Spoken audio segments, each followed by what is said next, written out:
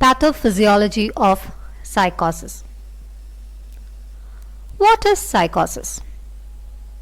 Psychosis is distorted or non-existent sense of reality. Schizophrenia is the commonest psychotic disorder. Patients usually present in their early 20s. Looking into the symptomatology of schizophrenia, delusions, thought disorder like loosening of association, thought block, echolalia, auditory and tactile hallucinations, agitation.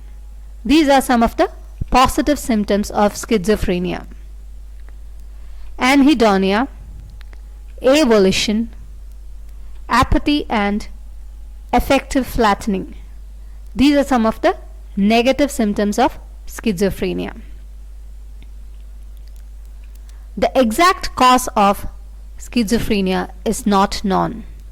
So, we have various hypotheses. Some of the important hypotheses of schizophrenia include the dopamine hypothesis, NMDA hyperfunction hypothesis, serotonin hypothesis, and neurodegenerative hypothesis.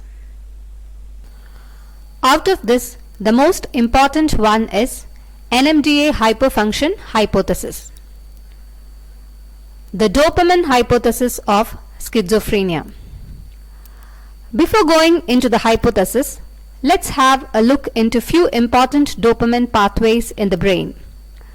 The mesolimbic pathway from the ventral tegmental area located in the midline of the floor of midbrain to the nucleus accumbens located on the basal forebrain in front of the preoptic area of hypothalamus. The mesocortical pathway from ventral tegmental area to the prefrontal cortex. The nigrostriatal pathway from substantia nigra, which is the basal ganglia structure located in the midbrain, to the striatum, the basal ganglia structure of forebrain. The tuberoinfundibular pathway from hypothalamus to pituitary. According to the dopamine hypothesis, there is overactivity of dopamine neurons in the mesolimbic pathway, explaining the positive symptoms of schizophrenia. But it failed to explain the negative symptoms and cognitive symptoms of schizophrenia. Later on, it was noted that there is hyperfunctionality of the dopamine neurons in the mesocortical pathway, thus explaining the negative symptoms of schizophrenia. The NMDA hyperfunction hypothesis. By far, this is the most accepted hypothesis of schizophrenia. It was noted that drugs like ketamine and phencyclidine produced psychotic symptoms. These drugs are NMDA receptor blockers. This led to the thought that there should be some abnormality with the NMDA receptors of schizophrenia patients. Now, let's have a closer look into the NMDA hyperfunction hypothesis. This is the mesolimbic pathway from the ventral tegmental area to the nucleus accumbens. The dopamine neuron in the ventral tegmental area is innervated by a pyramidal neuron 1. This pyramidal neuron 1 is in turn controlled by another pyramidal neuron 2 via a GABA interneuron. Please note, if this NMDA receptor present in the GABA interneuron is normally functioning, the pyramidal neuron 1 would be kept inhibited because GABA is an inhibitory neurotransmitter. Thus, the dopamine in the mesolimbic pathway would also be inhibited.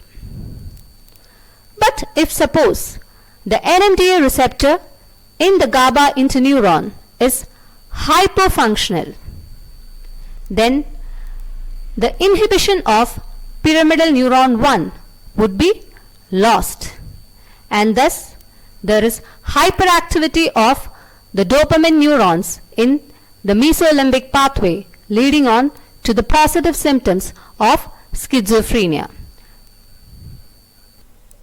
Now let's see how this hypothesis explains the negative and cognitive symptoms of schizophrenia. Depicted here is the mesocortical pathway from the ventral tegmental area to the prefrontal cortex. Here again, the dopamine neuron of the ventral tegmental area is innervated by a pyramidal neuron 1. But here there is a little twist. You can note a GABA interneuron present over here. So if the NMDA receptor of the GABA interneuron of the cerebral cortex is hyperfunctioning, pyramidal neuron 1 is disinhibited. So this pyramidal neuron 1 would inhibit your dopamine neuron of the ventral tegmental area via this GABA interneuron of the ventral tegmental area. Thus, there is hyperfunctionality of the dopamine in mesocortical pathway, explaining the negative and cognitive symptoms of schizophrenia. Thus, you can note that the NMDA hyperfunction hypothesis explains both positive as well as negative symptoms of schizophrenia. Now, naturally, a question would arise in your minds as to why the GABA interneuron in the ventral tegmental area is functioning properly. The answer to this lies in the fact that the NMDA receptor mutation is limited only to the cortical neurons. The neurodegenerative hypothesis of schizophrenia. It has been postulated that prenatal exposure of anoxia, infections, toxins and malnutrition can lead on to apoptosis and neurodegenerative changes in the cortical neurons of the fetus. Another important role is played by glutamate, which can cause excitotoxicity and again neurodegenerative changes in the cortical neurons.